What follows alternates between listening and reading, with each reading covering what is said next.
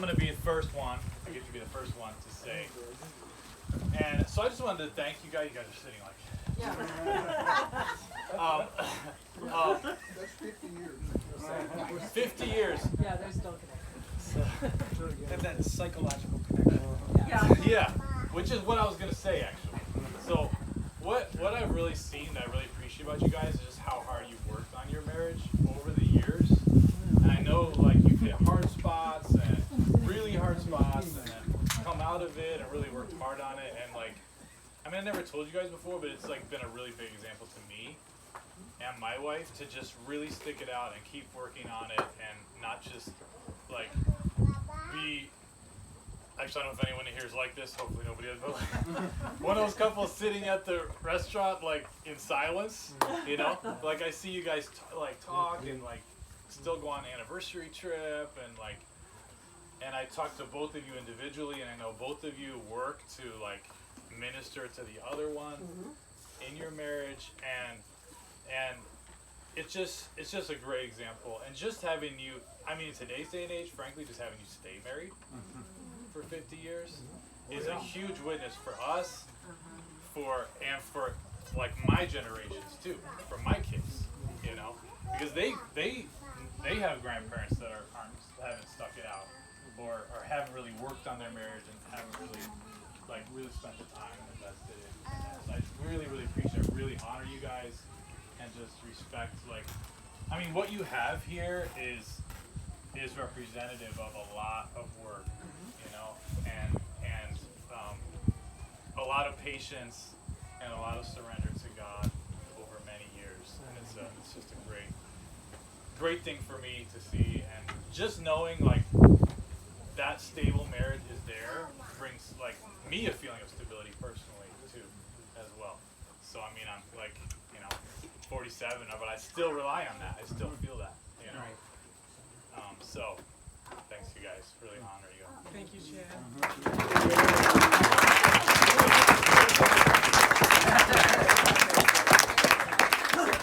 I'm Nate. I'm the second born, and we didn't like coordinate any of this. So if I steal your stories, I'm like super sorry. I knew it was gonna be. I'm like, man, I'm going third. I'm the same as everybody else. So the thing that I thought of is like as we sit here with like multiple generations of our family, mom and dad, I think about the things that the seeds that you guys have sown in our lives and in the lives of now our kids that stood out to me. So I want to just tell two sort of like short examples of that. The first is that from my earliest memory, Dad, I remember you going downstairs first thing in the morning to turn on a light and sit under that really nasty Afghan that was like brown and brown, looking brown action. Not originally. Just kidding. To spend time reading and praying. And I know that you and Mom still do that together every morning. And that has been a legacy. Like again, when I say from earliest memory, it is from earliest memory that you guys have set that example. Not because you were trying to like show us, but simply because that's who you were. And so I think of that when Amy and I are down on our couch and we're reading or talking and praying together and our kids come down. It's like we're creating a legacy for our kids that you guys started. And so I'm really thankful for that. And it's one of the things that I always share when somebody asks me about my own faith journey, saying from earliest memory, I remember my parents setting an example of devoting time to each other and to prayer. So that's one thing. And then the second thing that I was thinking about is, Mom, how it feels like maybe it wasn't all the time, but it felt like we always had people living with us or always had people over.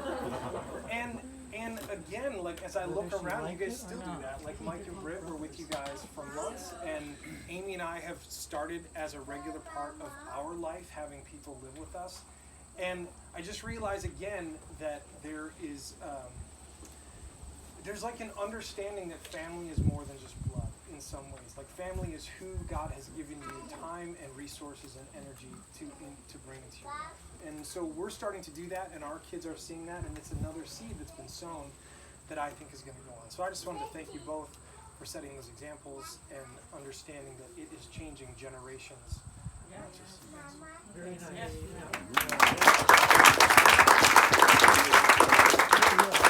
I'm not going to use the chair either. I think that was just like for the original, just getting people's attention. Seth, I'm number 3. And a couple things I wanted to say to you, Dad and Mom. One was just something similar to what Chad said, but maybe to put it a little differently. I'm grateful that for me and for us growing up, our model is your marriage, you know, and that I mean, we have seen you guys go through hard times, you know, but to know that if you're committed together to working it through, that there's something worthwhile on the other side of that, you know. And so there's a lot of different models that we could have been growing up with, and that's the one we have, and I'm really grateful for that. My wife and I were chatting about this, like I was saying, like, is there anything you'd want to mention, or and a couple things she mentioned that I also wanted to say, just how welcoming you are. And I really see that, like, from our early marriage, like, we lived in Grand Rapids, I was going to school, you know, when we would come back to the Detroit area to visit, all the way through to now, and the way that now our family is gigantic, and the welcome that we all experience, us and my kids, and it feels like something you guys really do together. And I'm grateful for that too. And then the other thing that Molly mentioned is that you really seem to appreciate each other's strengths and skills, and you know, it feels like it takes a lot of patience and forgiveness to hit 50 years and still appreciate each other, you know. And so just really grateful to be growing up with that, and I'm thankful for it. So happy anniversary. Yeah. Thank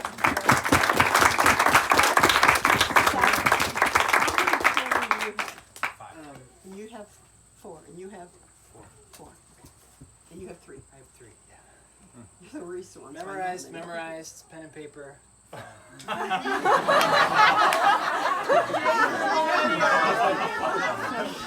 I'm much younger. I think these events are Who are so. you? My name's Mikey. Okay, Mikey. I'm the Okay. youngest. You can call me Mikey. Okay. I even introduced myself to my new coworkers as Mikey. Yes. During the other day. Might be the only person who calls you Mike.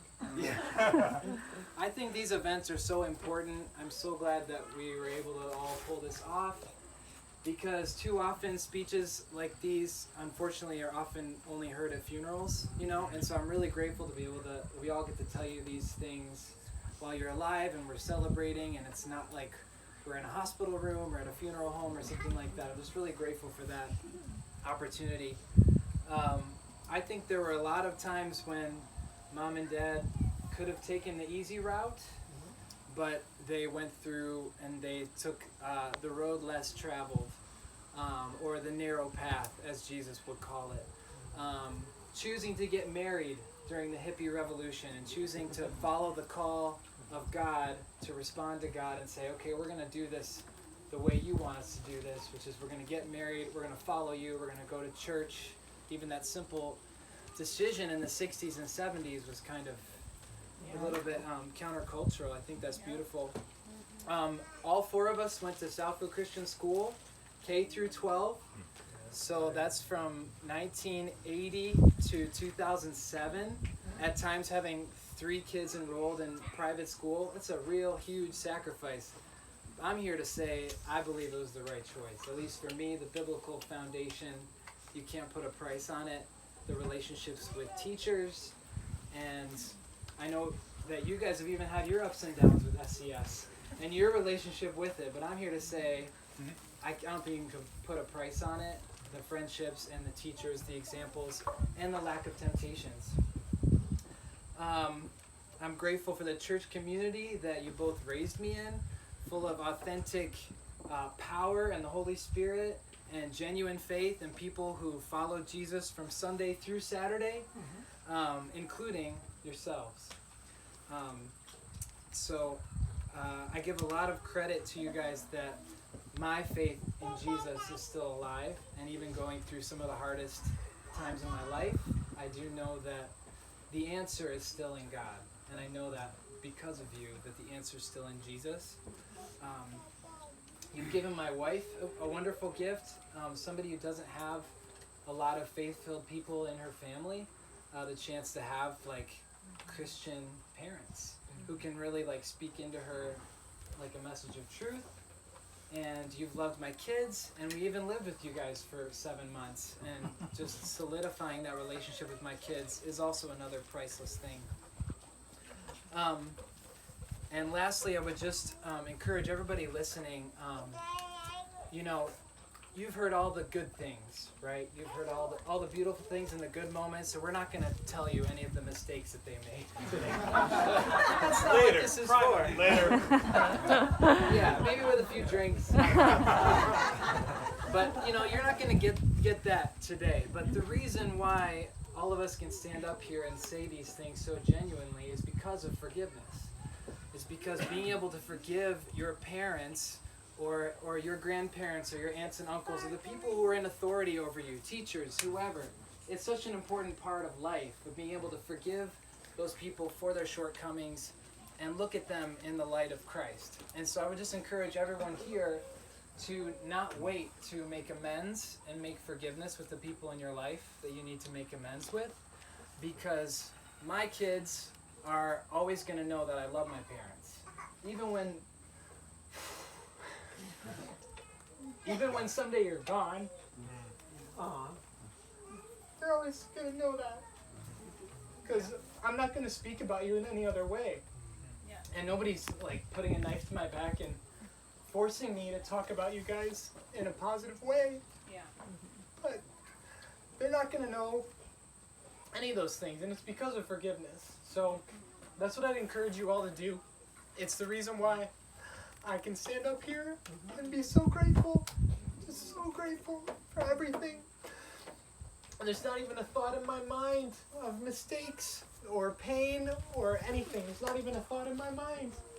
And the forgiveness that comes from Jesus is the answer. So please forgive your loved ones today and go make amends with them today. So that's what I would say. That's all.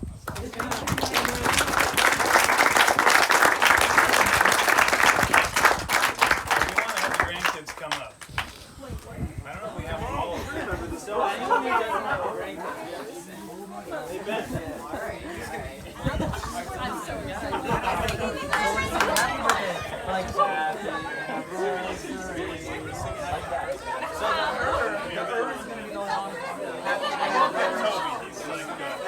Remember, it's two to We're just singing.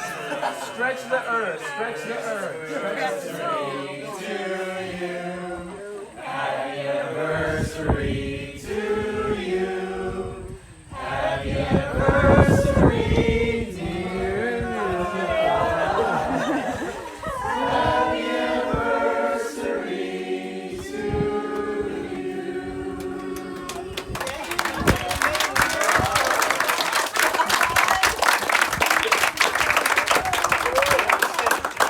If you have other things you want to say, you hear us talking, you're like, man, I'd really like to share something with Tom and Joan.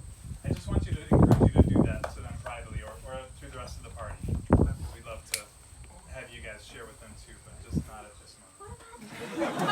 Nice. Preach it.